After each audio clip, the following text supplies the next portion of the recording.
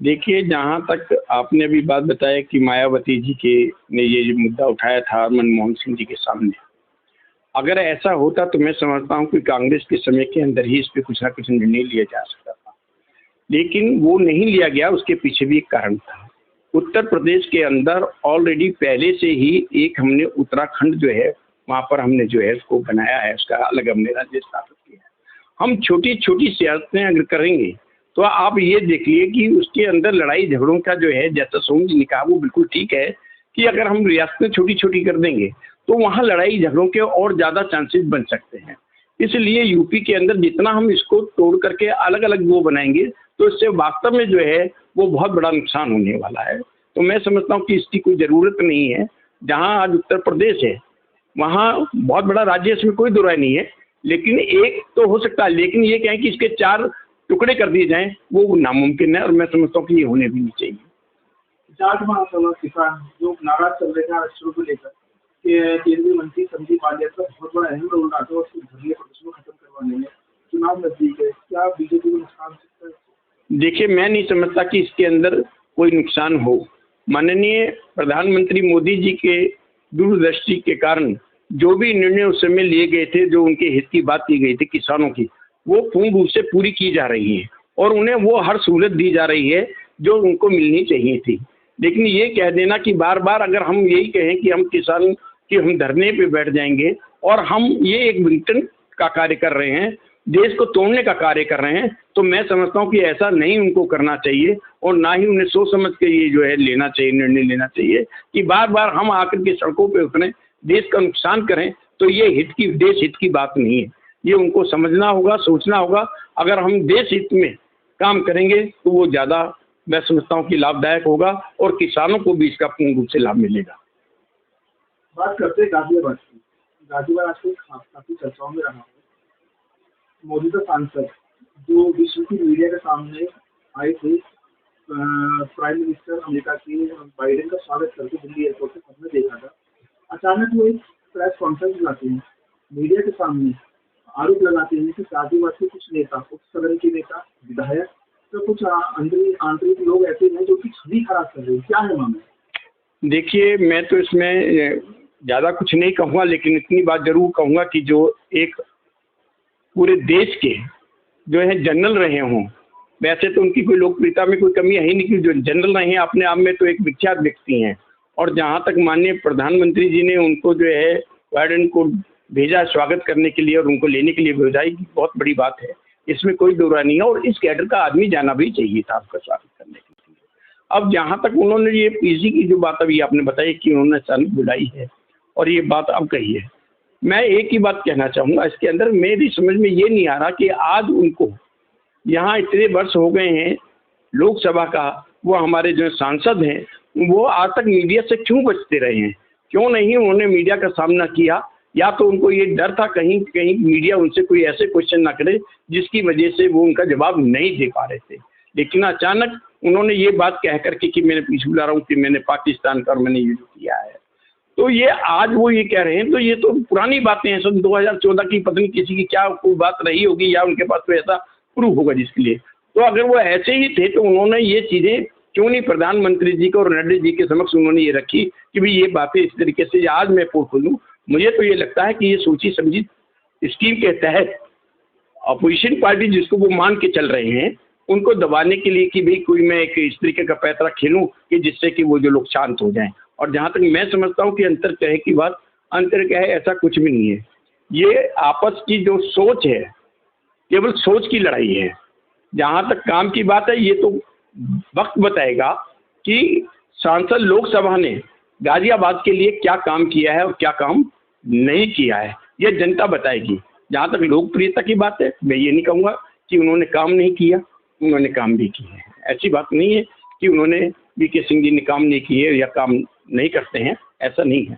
लेकिन मैं समझता हूँ कि जहाँ तक उस सदन के राज्यसभा के सांसद जो डॉक्टर अनिल अग्रवाल हैं, जिनका मैं प्रतिनिधि भी हूँ, मैं ये समझता हूँ कि उनकी लोकप्रियता केवल इसलिए भी है, एक तो वो स्थानीय है और आज तक गाजियाबाद के अंदर जितने भी जो हैं सांसद बने हैं भाजपा से, वो सब बाहरी आए हैं। एक बार कांग्रेस से जो है सांसद जो है सुरेंद्र प्रकाश बोल रहे हैं।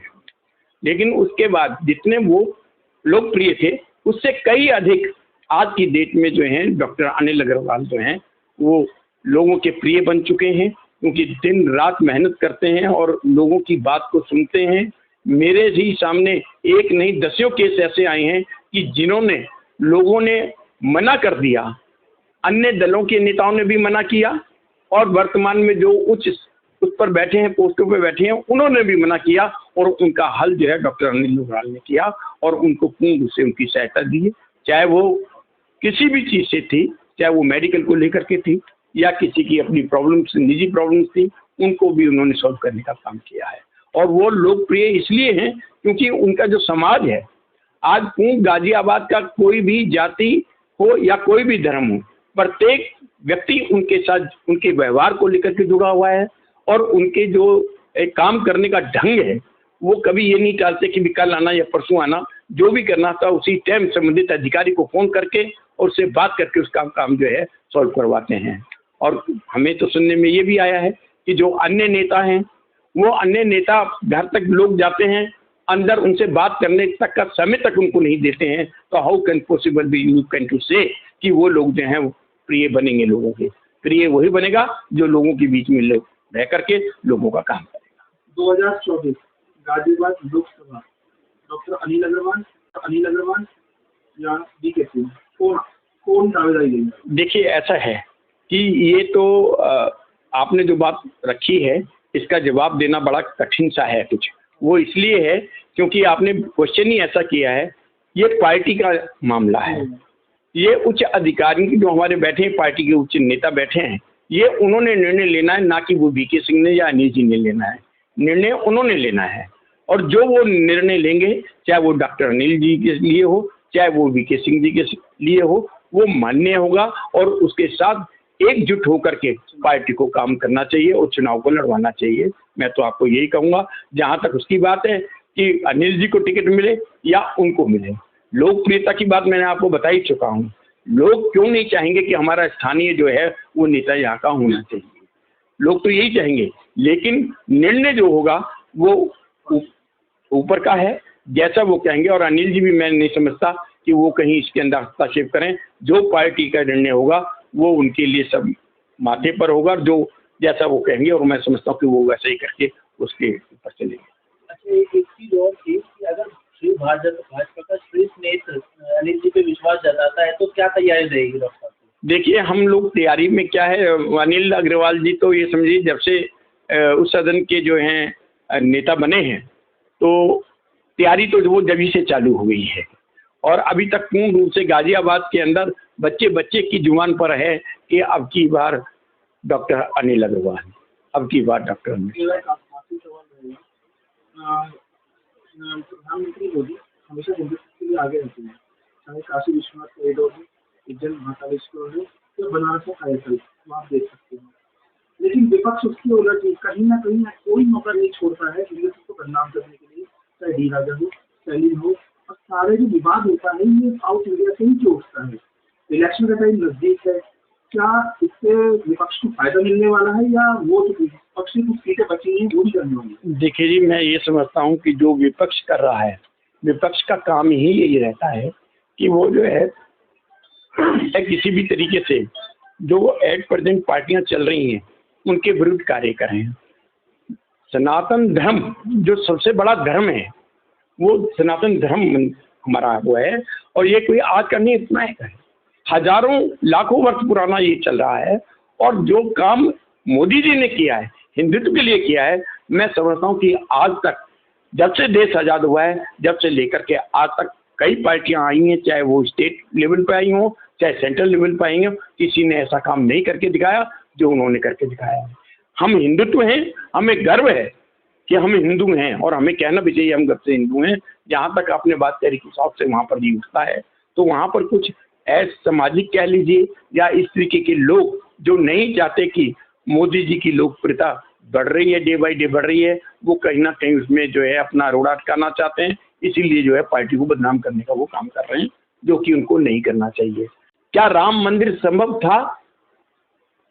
अटल जी ने, अडवाणी जी ने जो रथ लेकर के यात्रा की थी, और उसको आज पूर्ण रूप से उन्होंने वो करके दिखाया। जो उन्होंने सोचा था, जो पार्टी ने कहा, वो उन्होंने करके दिखाया है। और मैं समझता हूँ कि आगे भी वो इसी प्रकार का कार्य करेंगे। हिंदुत्व है, हिंदुत्व के अंदर जागृति आनी चाहिए, हिंदुत्व के लिए हमें काम करना चाहिए। और जो साउथ के लोग हैं, मैं उनसे भी और परमपिता परमात्मा से भी ये प्रार्थना करूँगा कि उन्हें सद्बुद्धि दे और उन्हें जो है आगे जो है अपने धर्म को और इन सब चीज़ों को लेकर के काम को करने